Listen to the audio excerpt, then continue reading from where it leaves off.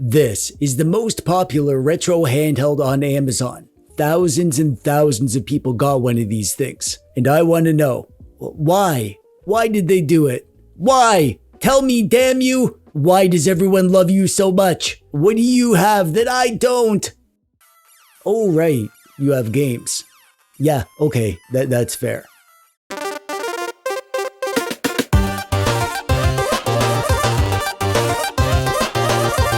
Hey there, how's it going? I'm TechDweeb, welcome. Thanks for clicking on the video today. I didn't have friends when I was a kid, if you can believe that. I went to school in a very, very small town in North Ontario. Like so small you could barely call it a town. And let's just say that I did not fit in well with the kids that came from towns like that. Maybe you've gotten a feel for the kind of person I am. And let me assure you, this version of me that you know is toned down from how I was as a little dweeb. Some might have called me an obnoxious little show-off know-it-all dork.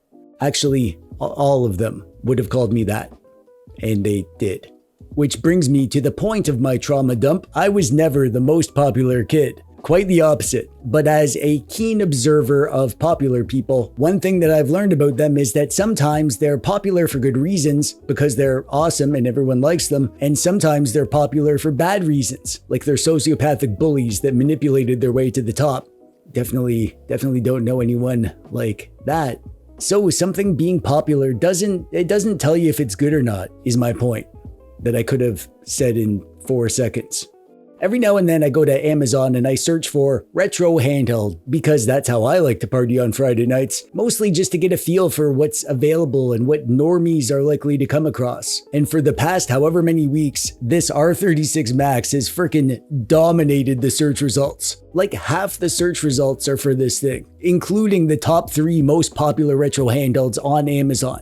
And that got me curious. What would it be like for someone who doesn't know about all the options in this handheld hobby? If they just jumped on Amazon and did a search and bought the most popular thing, what kind of experience would they get? So I says to myself, you know, it's been a while since I've reviewed a handheld, so let's get this thing and make a video. And then I says back to myself, there's a voice in my head. I bought this myself with my own credit card that my mom pays the bill of. I placed an order and it arrived at my door the very next day. I opened it and beheld this lovely colorful package covered in words and pictures. I was amazed at the possibilities. Open source console, high resolution screen, a screen protector of course. You can recall your childhood and share the happiness. It even has a chip. But unfortunately, it may not compatibilizing all games. It also has the specs on there, so let's take a peek at those. This bad boy is rocking the RK3326 chip. The screen is 4 inches, 720 by 720 resolution. It has a built-in 1-watt cavity horn, a 4000 milliamp hour battery, that's pretty good, and they say just open source Linux system for the software. In the box, you're greeted by a case. I didn't know this thing came with a case. A good hard shell case too. That was a nice surprise. In there is the console. We'll come back to that. We also get a customer support word paper with some quick tips and a word paper manual with some basic instructions that are actually not too bad.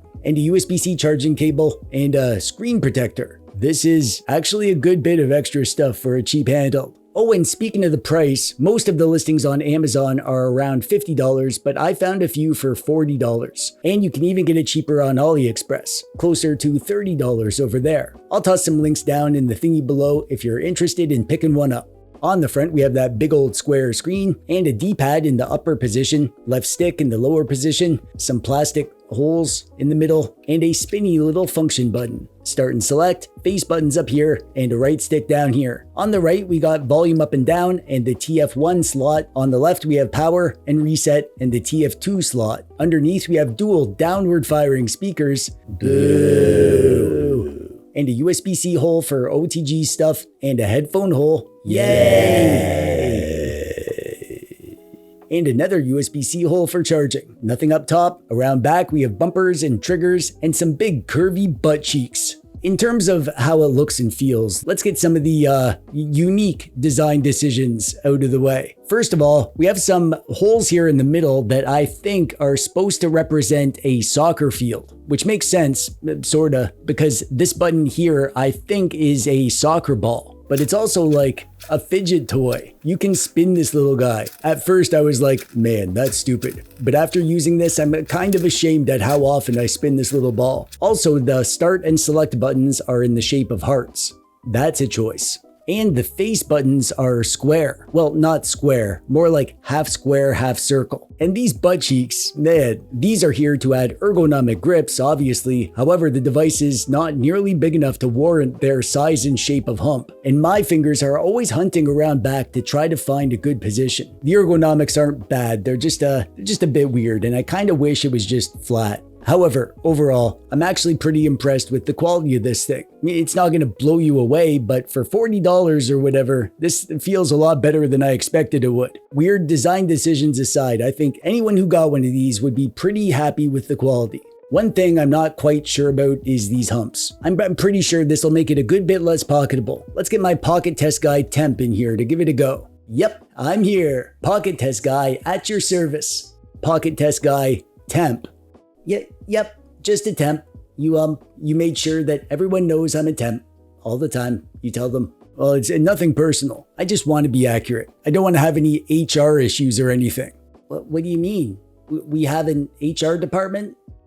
Just forget about that. Forget I said anything. Here's the device. Do the pocket thing, buddy.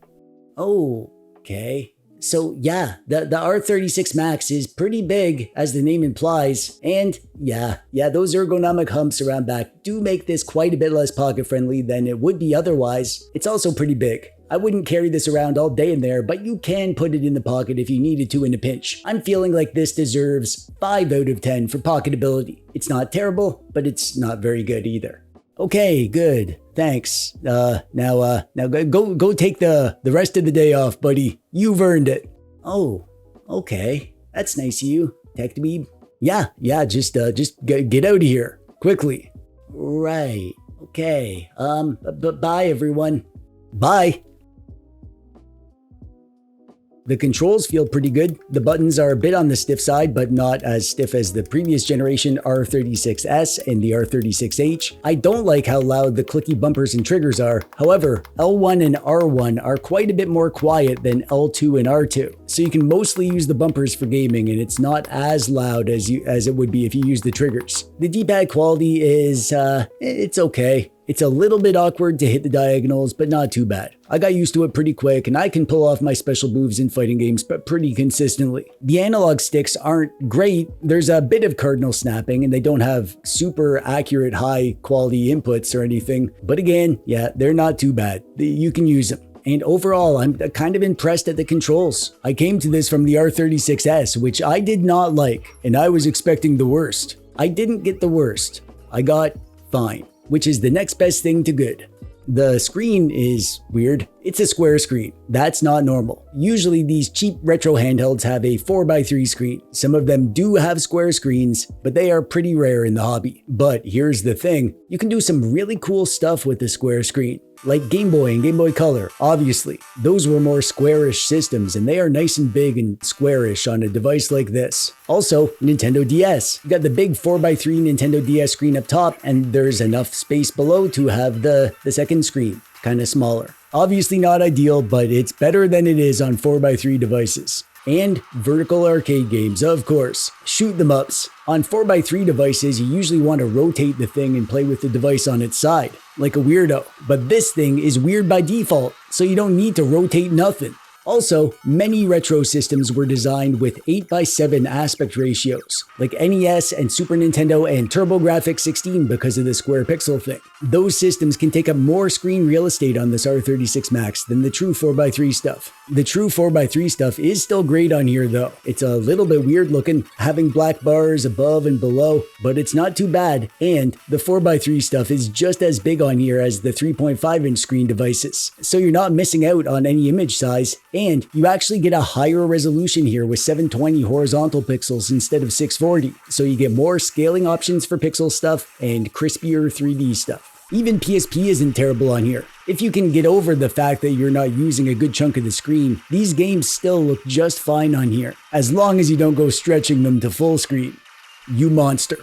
The system we get on here is some sort of proprietary flavor of emulation station. You get all the emulation station conveniences of being able to change view mode options and swap out the theme, and there's a freaking ton of themes installed on here by default. You can adjust emulator settings from within the front end itself. You got a few missing settings, and some settings are in weird places, but honestly, it's really good. Much better than I was expecting. The game lists are kinda all over the place. I got the 128GB version, which comes with a 128GB SD card, but the card was only half full. So I don't think it matters if you get the 64 or the 128GB version. You'll probably get the same stuff on both. Some of the game lists are nicely organized and have screenshots and proper game names. Some of them have weird numbered names and no screenshots. Some have descriptions and some don't. There's extra folders full of extra versions of games, like all the foreign language versions. For example, there were about 1,000 Game Boy games released, but they have 10,000 on here. Luckily, the best version of the ROM set is the main set, and the rest are just in folders, but I mean, it's just a big mess. At least they do have most games on here though. Pretty much everything you could ever want, with one exception. I gotta mention, there are no Pokemon games on here. I guess they're trying to avoid the wrath of Nintendo. However, there's still other Nintendo properties on here. Plenty of Mario games. So I'm not sure why Pokemon games can't be on here, but whatever, it's fine. It's easy enough to pop the SD card into your computer, obtain yourself a backup of whatever game you want to add, and then just add it to the folder. I tried that and it worked a treat. And there's a good amount of higher end stuff on here. 165 N64 games, 121 Nintendo DS games, 24 PS1 games, 53 PSP and PSP mini games, and 4 Dreamcast games. They call this an open source console, which usually means you can get custom firmwares like ArkOS, and you do get that here. I flashed the right version of ArkOS for this thing onto an SD card, and that booted right up, and it worked great. I added my games and my scraped art, added my TechDweeb theme, and it was good to go after that. Smooth sailing. ArkOS is the main system that I've been using because my ROM sets are good. But you don't actually need to do this. You can stick with the stock card if you want to. And it's nice that you can tinker with custom firmwares on here, but that's like the kind of thing that you can do later, once you want to tinker. Nice that you don't need to do it out of the box though. When it comes to performance, this is going to have no surprises to anyone familiar with this chipset.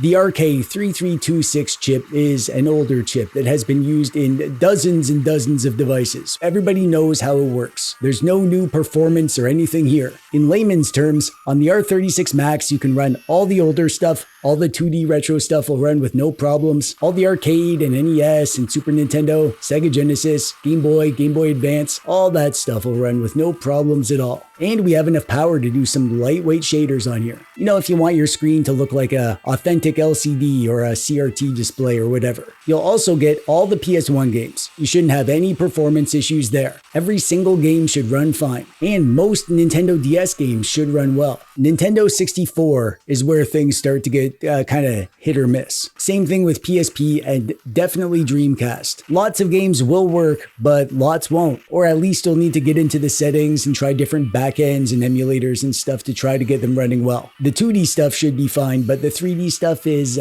kind of a coin toss.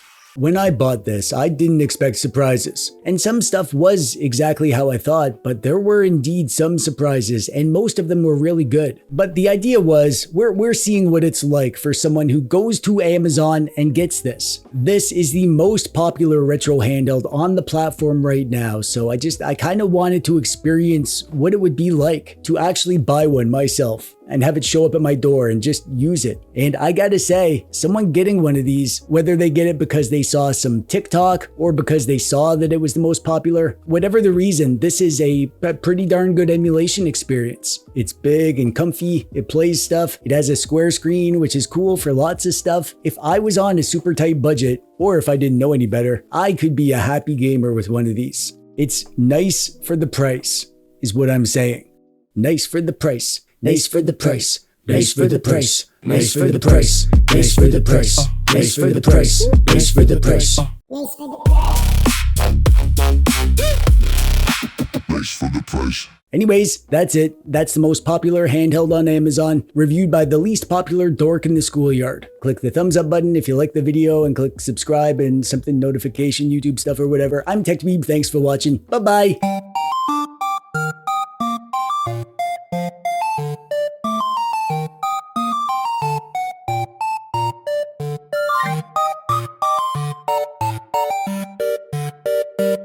Thanks for the price.